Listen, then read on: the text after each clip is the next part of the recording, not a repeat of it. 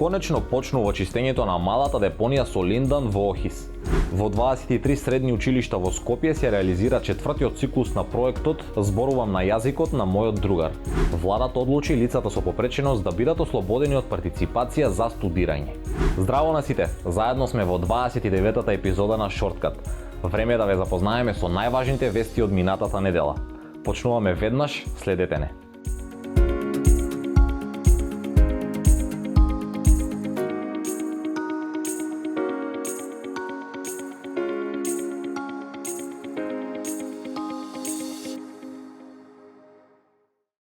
Емисијата ја почнуваме со вест за средношколците.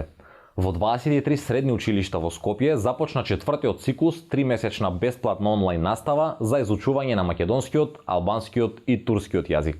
Наставата е наменета за ученици и наставници, а истите се дел од проектот Зборувам на јазикот на мојот другар, предвиден во стратегијата на град Скопје за меѓуетничка интеграција и граѓанска вклученост. Од град Скопје информираат дека за изучување на македонскиот јазик се пријавиле 234 ученици и тројца наставници. За изучување на албански јазик се пријавиле 83 ученици и 44 наставници, а настава по турски јазик ќе следат 183 ученици и 47 наставници.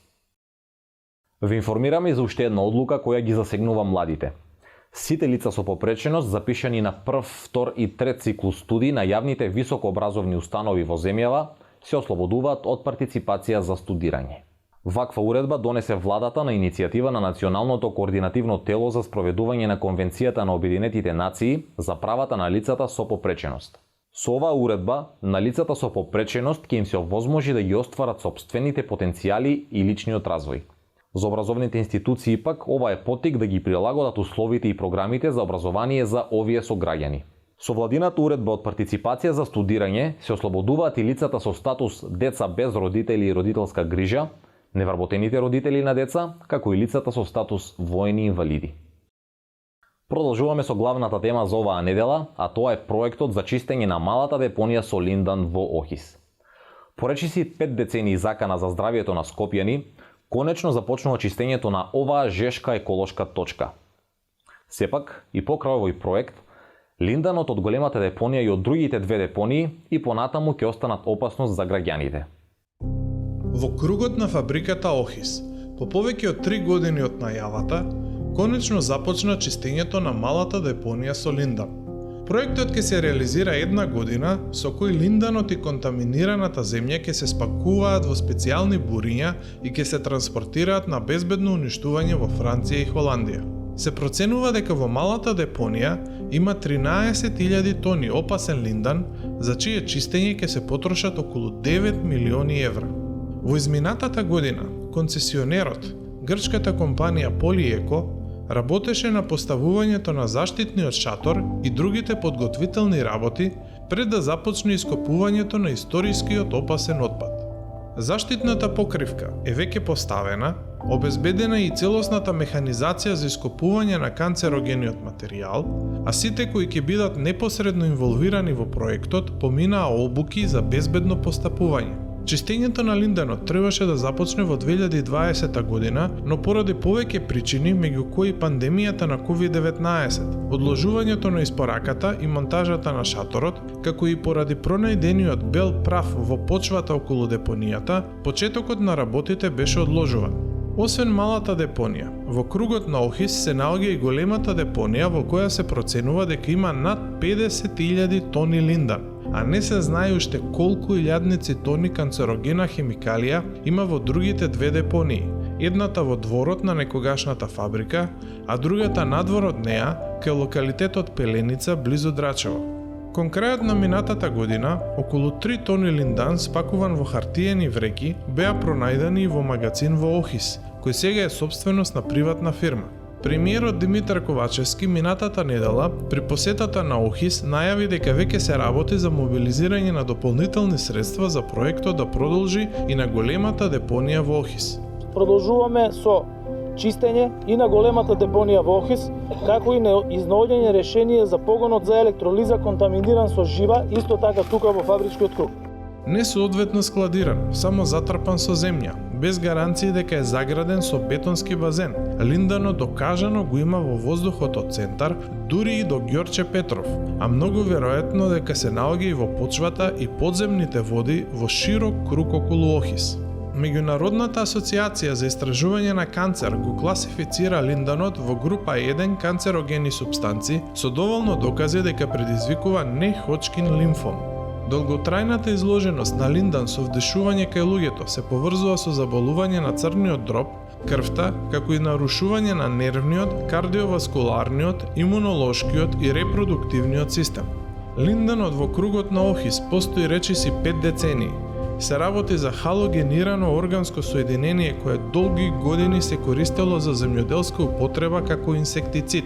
Во 2009 година влегува во Стокхолмската конвенција која Македонија има подпишано во 2005 година и е забранет за употреба во повеќе од 50 земји заради негативното влијание на човековото здравје. По оваа приказна продолжуваме со информации поврзани со животната средина. Студентите од Македонија, Албанија и Србија апелираат технологијата да се користи за подигнување на јавната свест за заштита на животната средина. Според истражувањето на Институтот за добро управување и евроатлантски перспективи, младите во овие земји сметаат дека создавањето на екоапликации и повеќе достапни и функционални екодигитални алатки ќе придонесат кон подигање на еколошката свест на целата јавност.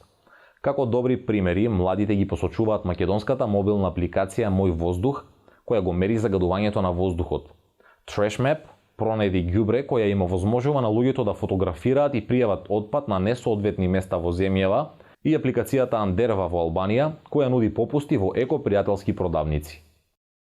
А кога сме кај екоактивизмот, следната вест ни е за големата екоакција Скопска Црнагора ја поздравува пролета, што се одржа изминатиот викенд. Во акцијата учествуваа планинарските здруженија убавините на Скопска Црнагора, Скопска Црнагора, извидничкото здружение Сидро, учениците од двете основни училишта во Кучевиште и Сандево, како и други љубители на природата. Целта на оваа успешна акција беше да се поздрави доаѓањето на пролета, но и да се испрати апел за подигнување на свеста на граѓаните кои не внимаваат на природата и на животната средина. Скопска Црнагора не е место само за туризам и рекреација. Тоа е планина која изобилува со празни едемски видови на билки кои се загрозени со својата вегетација поради фрлањето на разен шути, разен отпад.